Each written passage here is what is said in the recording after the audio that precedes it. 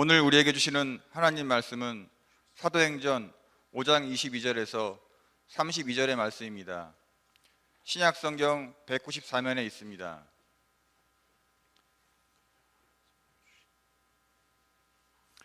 다 찾으신 줄 알고 제가 봉독하겠습니다.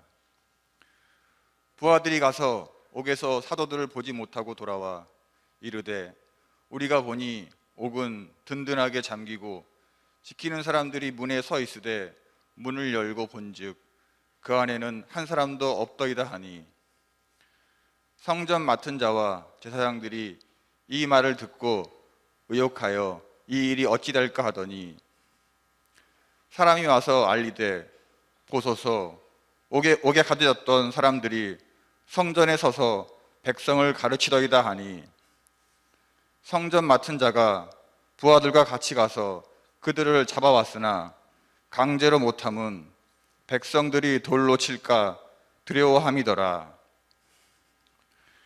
그들을 끌어다가 공회 앞에 세우니 대제사장이 물어 이르되 우리가 이 이름으로 사람을 가르치지 말라고 임금을 하였으되 너희 가르침을 예루살렘에 가득하게 하니 이 사람의 피를 우리에게로 돌리고자 함이로다.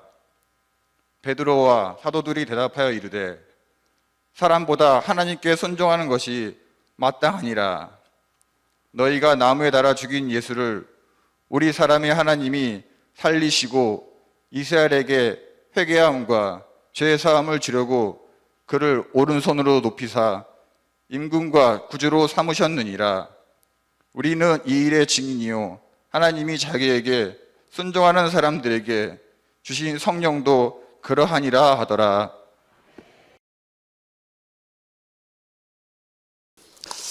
약 2년 동안에 길고 길었던 사회적 거리 두기가 끝이 났습니다.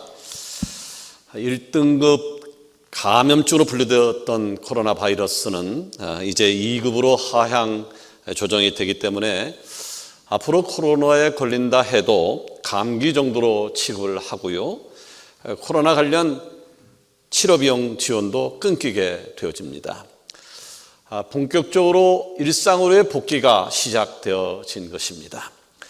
자, 우리 옆에 계신 분들하고 인사를 해보셨으면 좋겠습니다. 그간 고생 많으셨습니다. 그간 고생 많으셨습니다. 고생 많으셨습니다. 교회도 본래 모습으로 빠르게 자리 잡아갈 것입니다. 모든 예배가 정상화되고 당장 5월 1일부터 진행되어지는 월상 예배 때는 그동안 중지되었던 성찬식을 새롭게 시작을 할 것입니다. 그리고 5월 중 결정하진 않았습니다만 어느 주일부터는 7층 박석곡의 레스토랑에서 맛있는 국수를 먹을 수 있게 되어질 것이고 각종 모임과 행사들이 활성화되어질 것입니다. 사랑하는 여러분, 저는 너무 기쁩니다. 모든 예배가 정상화되어지고 활동할 수 있다고 하는 사실이 너무 기쁩니다. 아멘. 다시 한번 예전에 뜨거웠던 서강교의 모습을 곧 되찾을 것이라고 하는 기대가 있기 때문에 그렇습니다. 아멘. 자, 이런 순간을 누구보다도 원하고 기뻐하시는 분이 있습니다. 누굴까요? 바로 예수 그리스도십니다. 아멘. 자, 예수님은요, 우리에게 회복의 기쁨을 허락하시기 위하여 모진 십자가를 견디셔야 했고 3일 만에 부활하셔서 우리의 구세주가 되어 주셨습니다. 아멘. 또 우리를 하나님의 영원한 나라로 이끌어 주시기 위하여 초소를 예비하러 떠나셨고 이제 우리를 데리러 이 땅에 오실 것입니다. 아멘. 여러분, 사도들과 초대교회 성도들이 그 어려운 상황 속에서도 저들의 마음을 지키고 힘을 낼 수 있었던 이유, 또 복음으로 인해서 핍박을 당하고 온갖 서름을 당하면서도 저들의 입술에서 찬양이 떠나지 않았던 이유가 무엇이었습니까? 자, 그리스도의 십자가와 그리고 부활 그리고 재림에 대한 믿음이 가득했기 때문에 넉넉히 이길 수 있었습니다. 아멘. 자, 시간은 흘러서 어느덧 2022년이 되었습니다. 긴 시간이 흘렀음에도 주님께서 허락하신 부활의 감격과 기쁨 그리고 재림의 소망이 오늘 살아가는 우리에게도 동일하게 기쁨과 감격이 되어집니다. 아멘. 자, 어떻게 이렇게 긴 시간 동안 교회는 예수님의 부활의 기쁨과 재림의 소망을 가질 수 있었을까요? 자, 그 비결은 다른 것이 아니었습니다. 예수님께서 승천하실 때에 제자들에게 주시고 가신 한 가지 선물 때문에 가능한 일이었습니다. 자, 만약 여러분에게 누군가, 힘 있는 누군가 선물을 준다라고 하면, 한 가지 선물을 말하라고 하면 여러분 무엇을 요청하시겠습니까? 어떤 분은 아파트 50평짜리 하나 주세요. 아니면 땅 1000평을 주세요. 또 다이아몬드를 요청하는 사람도 있을런지 모르겠습니다. 자, 그런데 예수님께서 부활 승천하시면서 사랑하는 제자들에게 선물을 하나 주셨는데, 그 선물은 어마어마한 돈이 아니었습니다. 권력이 아니었습니다. 어디를 가도 칭송을 받을 수 있는 명예도 아니었습니다. 그럼 무엇을 주셨나요? 바로 성령을 주신 것입니다. 아멘. 자, 예수님께서 하늘로 승천하실 때에 제자들은요, 예수님의 두 번째 이별에 힘들어했고, 그리고 예수님과 헤어지는 것이 무서웠습니다. 십자가 사건 앞에서 어이없이 예수님을 떠나보냈던 아픈 경험을 가지고 있었기 때문에 다시는 예수님과 이별하는 것을 기대할 수 없었던 것이죠. 자, 그러나 예수님께서는 이미 공생의 기간 중 이별을 예고해 주셨고, 또 보혜사 곧 성령을 주시겠다고 약속을 해 주셨습니다. 요한복음 16장 7절에 보니까요, 내가 너희에게 실상을 말하노니 내가 떠나는 것이 너희에게 유익이라. 내가 떠나가지 아니하면 보혜사가 너희에게로 오시지 아니할 것이요, 가면 내가 그를 너희에게로 보내리니. 아멘. 자, 도대체 왜 예수님께서는요, 많은 것들, 제자들이 원하는 그 좋은 것들을 다 제껴두고 성령을 선물로 주신다 말씀하신 것일까요? 자, 바라기는요, 부활 이후에 성령을 주시고 떠나신 주님의 뜻을 잘 깨달아서 주께서 우리에게 주신 사명을 잘 감당하는 축복이 여러분 가운데 넘치기를 원합니다. 아멘. 자, 주님께서 부활 승천한 이후에 성령을 선물로 주셨다고 그랬는데, 성령을 선물로 주신 이유가 무엇입니까? 예, 첫 번째는요, 진리를 선포하게 하기 위함이었습니다. 아멘. 자, 오늘 우리가 살고 있는 세상은요, 참으로 혼란스럽습니다. 시대에 따라서 진실이 바뀌더라고요. 권력에 따라서 진실이 바뀌더라고요. 또 견해에 따라서 진실이 얼마든지 바뀌는 것을 경험했습니다. 또 진실을 잘 알지 못하고 진실을 오해하거나 누군가에 의해서 왜곡되어서 혼란이 찾아오는 경우도 비일비재합니다. 자, 근데 이런 현상은 2000년 전이나 지금이나 동일한 것 같습니다. 자, 오늘 읽은 본문, 그 당시에는요, 율법이라고 하는 것이 유대 사회에서 절대적인 기준과 질서였지만, 그 율법은 왜곡되어져서 주신이의 의도와는 다르게 사용되어지고 있었습니다. 자, 율법은요, 하나님께서 자신의 백성들을 지키시고 고치시고 살리시기 위해서 모세를 통하여 허락하신 것입니다. 그런데 수많은 시간에 걸쳐서 유대인의 스승이라고 불리는 바리새인들을 비롯한 율법 학자들에 의하여 지극히 인간적인 견해가 덧붙여지면서 잘못 사용되기 시작을 했습니다. 율법이 하나님의 뜻과는 달리 사람을 판단하고 사람을 정죄하는 도구로 사용되어져서 그 율법 때문에 수많은 사람이 죽어야만 했습니다. 자, 예수님께서 십자가에 달려 죽으신 가장 큰 명분이 무엇이었습니까? 바로 율법으로 인한 정죄 때문이었습니다. 그 당시에요, 율법을 가장 중요하게 여겼던 종교 지도자들에게 예수님은 율법을 범하는, 율법을 어기는 매우 불편한 존재처럼 느껴졌었습니다. 그래서 예수님을 율법의 기준으로 판단을 해서 안식일을 범한 사람, 신성모독을 저지른 사람이라는 죄를 뒤집어 쓰어서 예수님을 십자가에 못 박아 죽였던 것이지요. 여러분, 잘못된 것을 맹신하게 되어지면 진리가 내 눈앞에 있어도 그것이 거짓처럼 느껴지는 것은 당연한 것입니다. 그러니까 세상이 혼란스러울 수밖에 없는 것이지요. 자, 이런 세상 속에서 어떻게 하면 진실을 분별할 수 있고 어떻게 하면 이 진실을 사람들에게 선포할 수 있을까요? 다른 거 아니에요. 다른 것을 찾을 수 없어요. 정답은 성령 충만해야 가능한 것입니다. 아멘. 성령 충만해야 가능한 것입니다. 아멘. 자, 주님께서 친히 진리가 되어 주셨고 또 진리를 잘 지키고 선포할 수 있도록 우리에게 바로 성령을 허락해 주신 것입니다.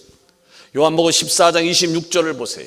보혜사 곧 아버지께서 내 이름으로 보내실 성령, 그가 너희에게 모든 것을 가르치고 내가 너희에게 말한 모든 것을 생각나게 하리라. 아멘.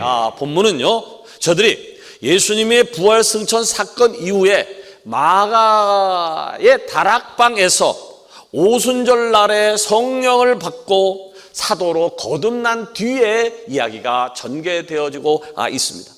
자, 사도들이 성령을 받았다고요. 사도들이 성령을 받은 이후에 완전히 다른 사람이 되어 버렸습니다. 이전에는 비겁자였어요. 이전에는 자기만 생각하는 사람들이었는데 이제는 그런 비겁자의 모습은 온데간데 없고 복음에 예수님의 굿뉴스 소식에 목숨을 걸고 덤벼드는 용맹한 사람이 되었습니다. 결국 제자들은요, 다른 것 때문이 아니라 복음을 전하다가 대제사장과 사두개인들에 의해서 옥에 결박되어지는 신세가 되어집니다. 여러분, 감옥이라고 하는 곳은요, 누가 가는 곳입니까? 감옥은 누가 가는 곳입니까? 범죄자들이 가는 곳입니다. 잘못한 사람들이 가는 곳입니다. 그러기에 사람들은요, 그 당시 사도들이 옥에 결박된 것을 보고 저들이 커다란 잘못을 범했구나 라고 하는 생각을 했었을 겁니다. 자, 감옥에 갇혔던 제자들 입장에서는 억울했습니다. 나는 죄가 없노라고 소리치고 싶었을 겁니다. 그러나 이미 사도행전 2장에서 성령 충만을 경험했던 저들에게 결박 따위는 감옥 같은 것은 문제가 되지 않았습니다. 오히려 저들은 감옥에 갇혔지만 감사했고 그리고 기도했습니다. 여러분, 어떤 순간이 우리에게 찾아와도 감사하는 은혜가 있기를 원합니다. 아멘. 어떤 상황에도 기도 쉬는 죄를 범치 말기를 바랍니다. 아멘. 제자들이 그러했습니다. 아무런 잘못 없이 다만 복음을 전했는데 감옥에 가야 했으니 열이 날만도 했지만 저희들은 감사했다고요. 저희들은 기도했더라고요. 그 결과 어떻게 됐습니까?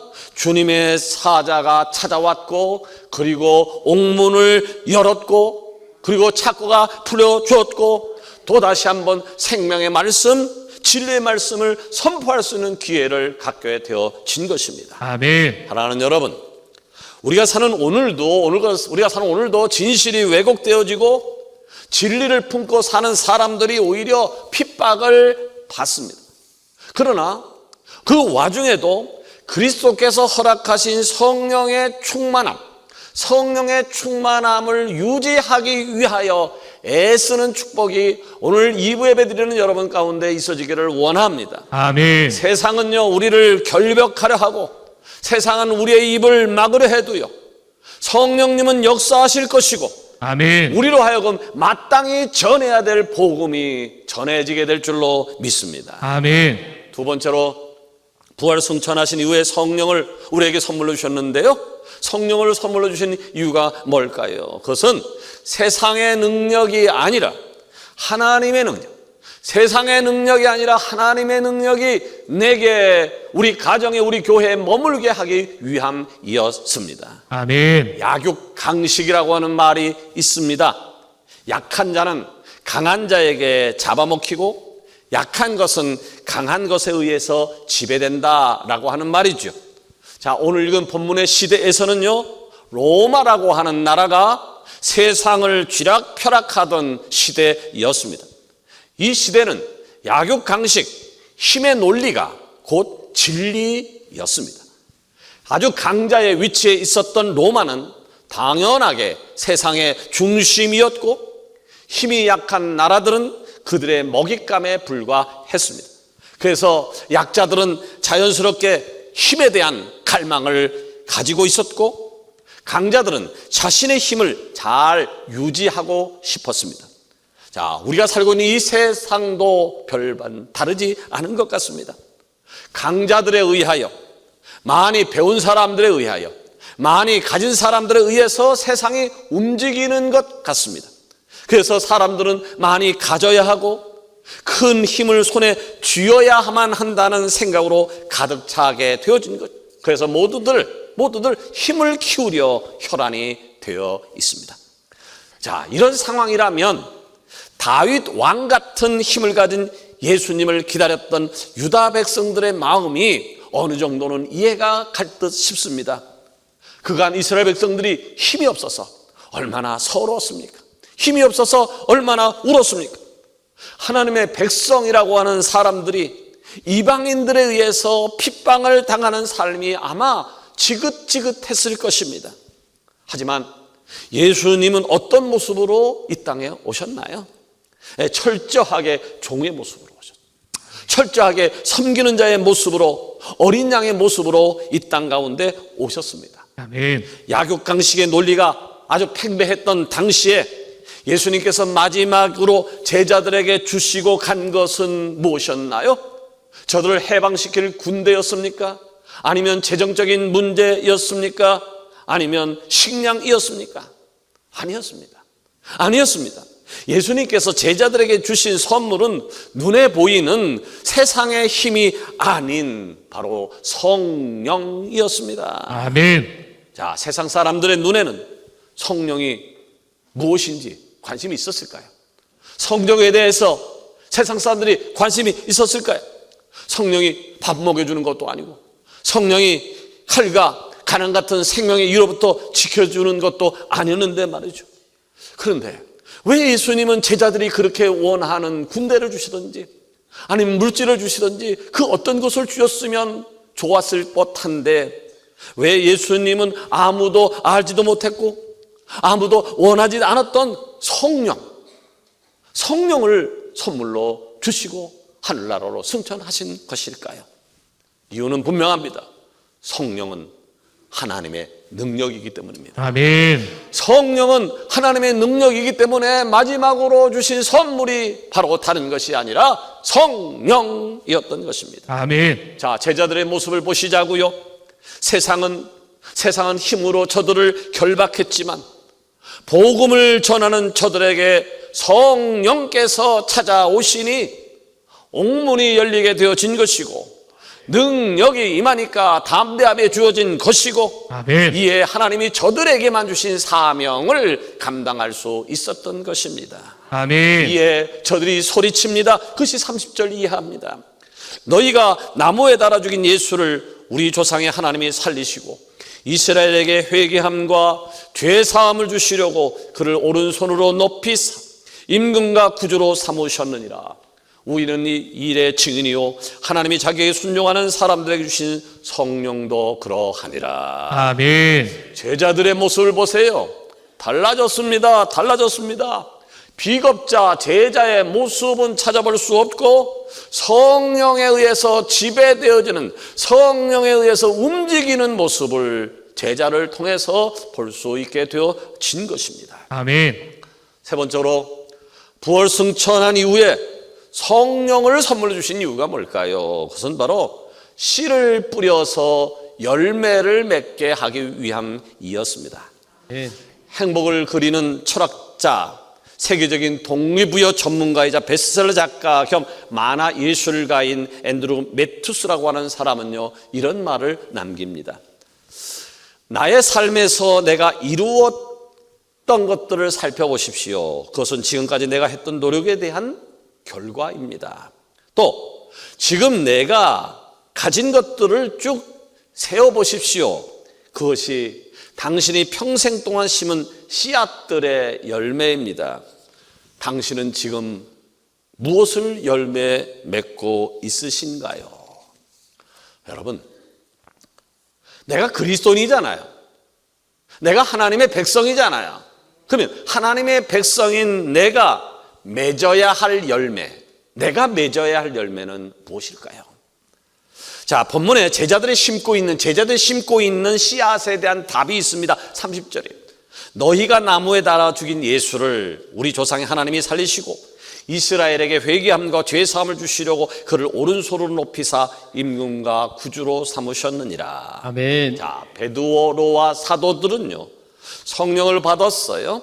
성령을 받은 이후에 세상에 예수 그리스도라고 하는 복음을 심습니다. 그리고 그 복음은 병든 이 땅을 치유하기를 시작합니다. 병든 사람들이 고침을 받습니다. 더 나아가서 죄의 사함을 받고 구원의 열매를 맺기 시작을 합니다. 자, 저들이 심은 복음의 열매는 사라지지 않았습니다. 복음의 열매는요, 또 누군가에게 심겨졌고 열매 맺기를 반복을 합니다. 자, 열매 맺기를 반복하더니 급기야는 지금까지 이어지게 되어진 것이고 오늘 예배드리는 여러분에게까지 구원의 열매가 맺어지게 되어진 것입니다. 아멘. 사랑하는 여러분, 기억하셔야 합니다. 아니, 반드시 기억하셔야 합니다. 심어야 열매를 맺을 수 있다는 것을. 아멘. 심어야 열매를 맺을 수 있습니다. 씨앗을 심지 않으면 배추 기대할 수 없습니다. 열무 기대할 수 없습니다. 고추 기대할 수 없습니다. 모든 것이 심어야 열매를 기대할 수 있습니다. 열매를 맺어야 거둘 수 있는 것이고요, 열매를 거둬야 또 다른 씨를 뿌릴 수 있게 되어지는 것입니다. 자, 그렇다면 성령 받아서 구원의 열매를 누리고 있는 성령 받아서 구원의 열매를 누리고 있는 우리도 복음의 씨앗을 아직도 구원에 관한 기쁜 소식을 알지 못하는 사랑하는 우리 자녀들에게, 부모들에게, 친구들에게, 이웃들에게 심는 것이 옳지 않겠습니까? 말씀을 맺으려고 합니다. 자, 그리스도께서 우리에게 주신 사명은 분명합니다. 하늘로 승천하십시오. 우리에게 주신 말씀이 사도행전 1장 8절입니다. 오직 성령이 너에게 임하시면 너희가 권능을 받고 예루살렘과 온 유다와 사마리아와 땅 끝까지 이르러 내 증인이 되리라. 아멘. 여러분, 성령이 임해야 합니다.